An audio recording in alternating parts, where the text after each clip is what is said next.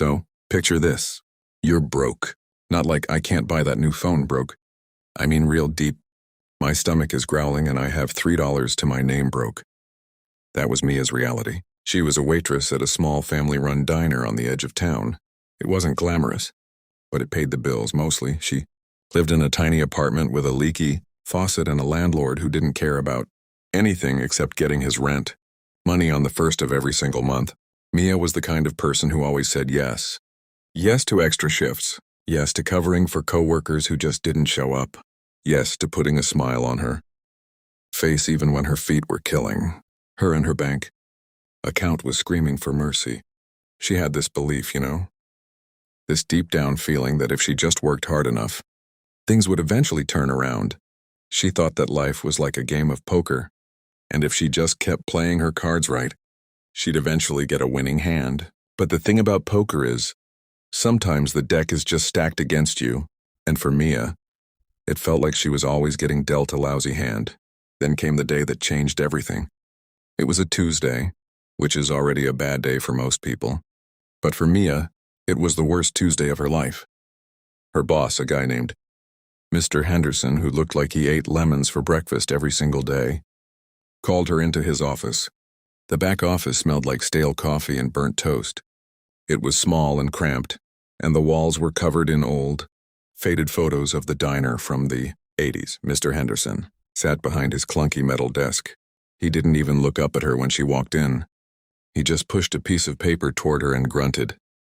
"We're letting you go," he said. "No, sorry, no, we appreciate your hard work." Just a paper that said her time was up. She was confused, completely blindsided. "But why?" she asked, her voice barely a whisper. He finally looked up at her. He had these tiny, beady eyes that looked right through you. "Sales are down," he said. "We have to cut costs. You're the last one hired, so you're the first one out." Just like that. No warning, no second chance.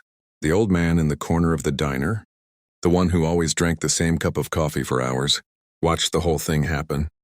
He saw the look on her face when she walked out of the office. He saw her try to hold back the tears.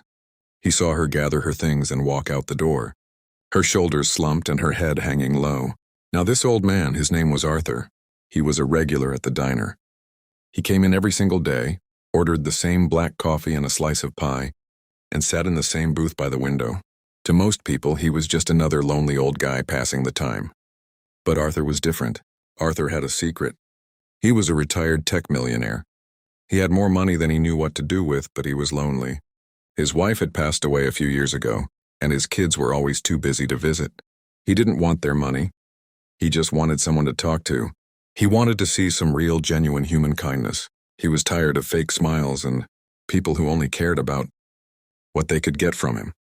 So he started going to the diner, not for the food, but for the people. He wanted to see how regular, everyday folks treated each other when they thought nobody important was looking. He wanted to find proof that there was still good in the world. And that's where Mia came in. Mia was the only waitress who ever treated him like a real person. She didn't just take his order and rush off. She would stop and chat. She would ask him how his day was. She would refill his coffee without him even asking. When she was let go, Arthur felt something he hadn't felt in a long time: anger. He was mad at Mr. Henderson. He was mad at the world for being so unfair to someone so good. So he came up with a plan. So Mia is broke. She's jobless. The next morning, she doesn't even have the energy to get out of bed. She stares at the ceiling and thinks about all the bills that are piling up. Her rent is due in a week. She has no savings. She has no backup plan. She feels like the world is a giant black hole, and she's just being sucked into it. She feels invisible, completely and utterly invisible. She thinks, does anyone even care if I exist? But then she remembers Arthur, the old man from the diner. She felt a little bit of guilt. He probably came in that morning expecting his usual coffee and pie, and she wasn't there. She decided to get up just for a minute, to go to the corner store and buy a loaf of bread, the cheapest bread she could find. On her way back, she passed the diner. Through the window, she saw Arthur sitting there in his usual booth. He looked different, though. He looked scared. He was looking down at the floor and his hands were trembling. She realized he had dropped his cane. He was trying to bend over to pick it up, but he couldn't. He was old and his back just wouldn't cooperate. He looked completely helpless. Now most people would have just walked past. Not my problem, they'd say. Or, someone else will help him. That's what we all think, right? We walk by people in need every single day, and we tell ourselves it's not our responsibility. We live in a world where mind your own business is the golden rule. But Mia didn't do that. She didn't think. She just acted. She walked into the diner, even though she wasn't working there anymore. She walked right up to Arthur's booth. She knelt down on the sticky floor, picked up his cane, and handed it to him with a gentle smile. "It's okay," she said. "Let me get that for you." Arthur looked up at her and his eyes were watery. "Thank you, my dear," he said. "Thank you. You didn't have to do that." "I know," she said, "but I wanted to. Are you okay?" She could have just dropped the cane and left. She could have gone home and wallowed in her own misery, but she didn't. She stayed. She sat down across from him. She helped him cut his pie because his hands were shaking too much to do it himself. She listened to him talk about his wife, about how she used to make the best apple pie in the world. She stayed with him for an hour, just talking, just being a human being to another human being who was lonely. She didn't know it, but Arthur had a secret recording device in his pocket. He had been recording the whole thing, not for anything bad, but because he wanted to capture something real. He had seen so much fake kindness in his life. People who were nice to him just because they thought he had money. But Mia was different. She had nothing. She had just lost everything. And she still chose to be kind. She chose to give. That night, Arthur went home and watched the video over and over again. He saw the way she smiled at him. He saw the patience in her eyes. He saw the pure, unfiltered goodness that radiated from her. He decided right then and there that the world needed to see this. The world needed to be reminded that there are still good people out there. He uploaded the video online. He titled it simply, "The Girl Who Gave Up Her Job to Help Me." He didn't expect much.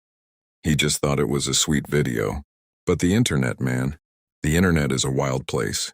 Within 24 hours, the video had been viewed by 1 million people. Within 48 hours, it was trending all over the world. News channels picked it up. Talk show hosts talked about it. People were sharing it on Twitter, Facebook, Instagram, TikTok, everywhere. Mia had no idea. She was at home, eating her stale bread, trying to figure out how she was going to pay her rent. She didn't have a smartphone. She couldn't afford the data. She had no clue that her face was all over the internet. Then there was a knock at her door. It was her neighbor, a young guy named Kyle. He was holding his phone, and his eyes were wide. "Mia!" he yelled. "You're famous." She thought he was messing with her. She thought he was making a cruel joke. "What are you talking about?" she asked. He turned his phone around and she saw herself on the screen. She saw herself picking up the cane. She saw herself sitting with Arthur. She saw the millions of views, the thousands of comments, and she saw the messages.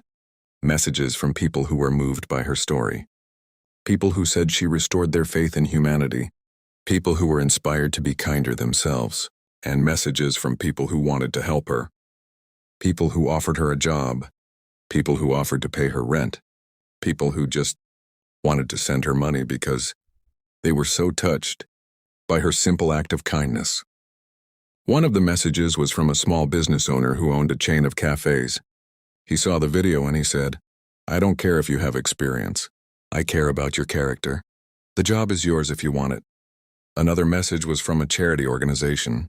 They had seen the video and they wanted to give her a scholarship to go back to school. They wanted to give her a chance to build a future for herself. But the most surprising message of all came from Arthur himself.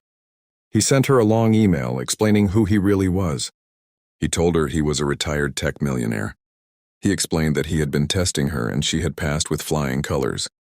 He told her that her kindness had made him believe in people again. "The world is full of people who will take from you, Mia," he wrote. "But you are a giver. Never ever change that, because that gift you have, the gift of kindness, is worth more than all the money in the world. And I want to help you in any way I can." He didn't just give her money. He gave her an opportunity. He offered to be her mentor.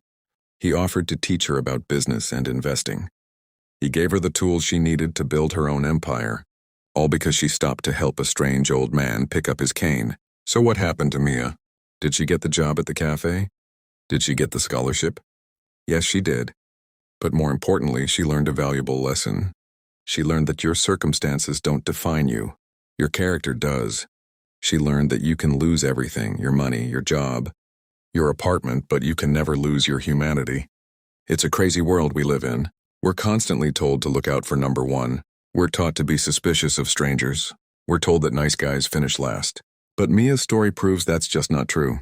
You see, the secret recording Arthur made didn't just capture a viral moment.